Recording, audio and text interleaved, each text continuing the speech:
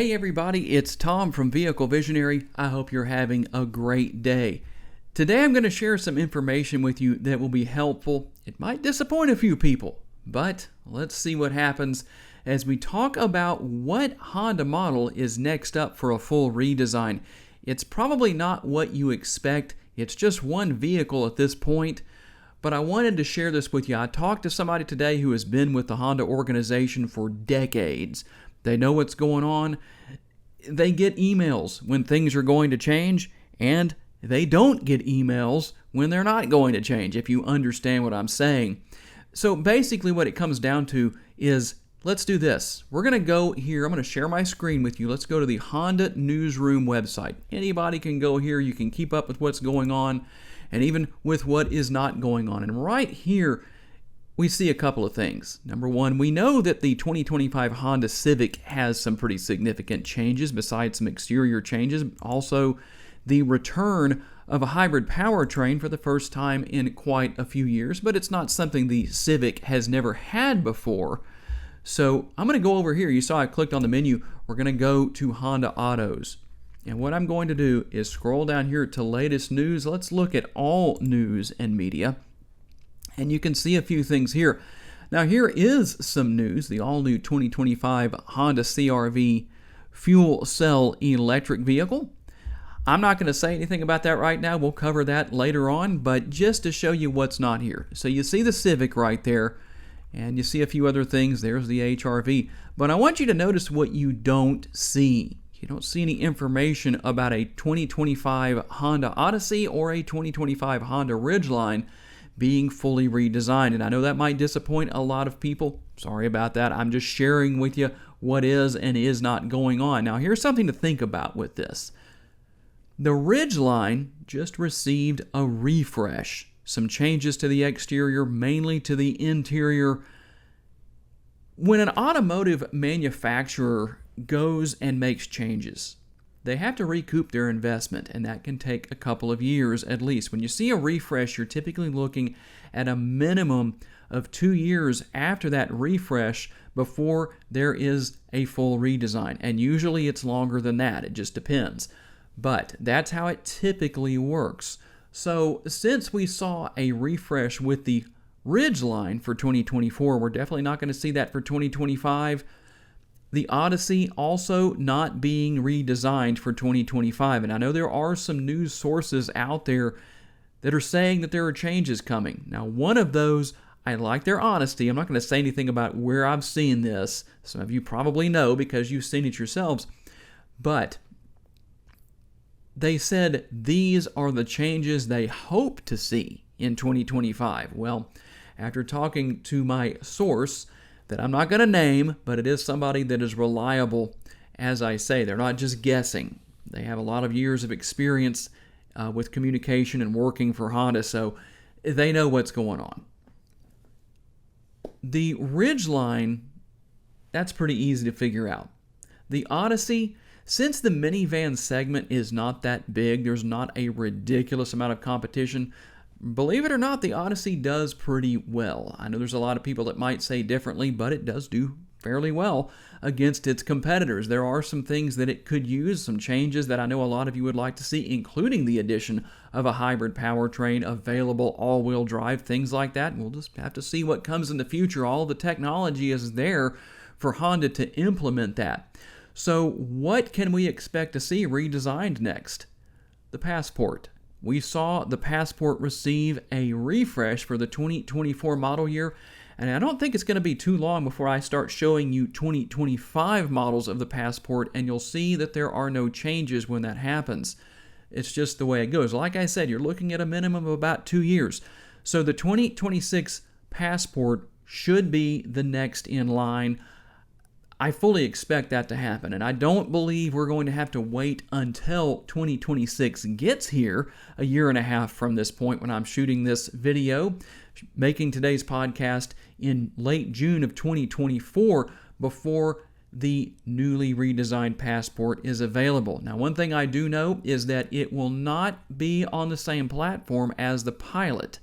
So unlike in the past, where basically the differences between the Passport and the Pilot were the pilot was a little longer, it had a third row, and the spare tire was in a different location. Those were basically the differences between those two models. We'll have to wait and see what happens. But I want to keep you in the know. And going back to what I was talking about earlier, when it comes to why you sometimes see such a long time frame, so many years between redesigns of a vehicle, it has to do with investment, recouping that investment, and hopefully making a profit beyond that investment. What is the investment? Well, it's the design phase. There's a lot involved with that. The time, the labor, the products involved. There's a lot going on there. Redesigning of electronics. Boy, can I redesign my tongue so I don't twist up like that? Maybe we should do that. Some retooling of Tom's tongue. It's okay to laugh if you want to. I would if I was listening. But there's a lot going on there. Retooling, in fact, of the assembly plants where these vehicles are built. And you might say, what does that mean, Tom? That means that equipment is changed out, redesigned, maybe some minor changes. Maybe there can be a lot of things that go on to accommodate the changes to the components that all come together to build a vehicle, no matter what that vehicle is. Maybe recalibrating robots, where robots are being used for that sort of thing. So it takes time, it takes money. It's not a very fast process. So we'll just have to wait and see what happens. That's the information that I have for you in today's podcast. And I know beyond a shadow of a doubt there's going to be people that are going to come along and refute what I'm saying. Listen, the best thing I can tell you about that is sit back and watch. You're going to find out what will and will not happen.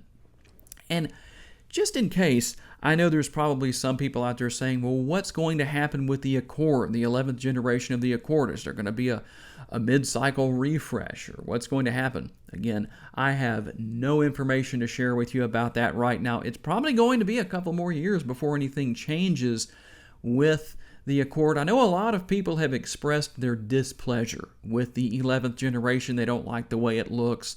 Yeah, everybody has their opinion on that, and you're sure welcome to that. But I guarantee you that it's going to be a little time before we see any changes. I don't know what Honda has planned where that is concerned. They sure haven't said anything about it. We're just going to have to wait and see. So I hope this information has been helpful to you.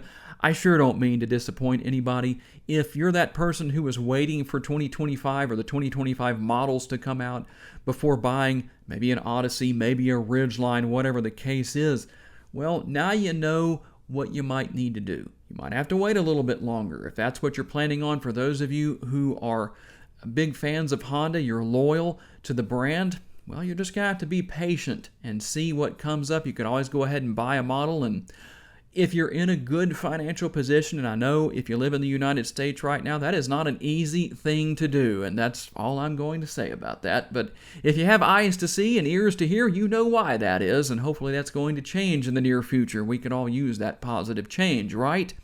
But if you do go ahead and buy that vehicle, well, try and put a little extra money on it every month if you can. That will make it a lot easier if you say, well, you know what, I can't wait, Tom. I have to go ahead and buy an Odyssey or a Ridgeline or a Passport right now. I don't have a choice.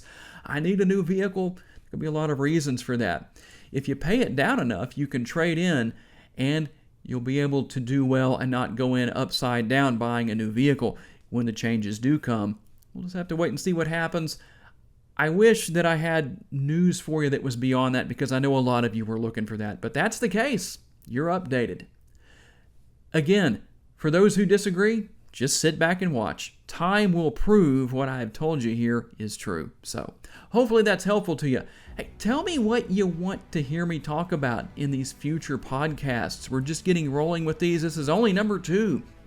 I kind of piggybacked off of number 1, talking about AI-generated thumbnails and car review videos that are out there. A lot of people saying that vehicles that were just redesigned in the last couple of years are being fully redesigned again within 2 years. It's just not happening, folks. Check that one out if you want to. I actually went and designed something live on the screen and showed you how that works. I'll let you see that if you want to. So tell me what you want to hear about in future podcasts.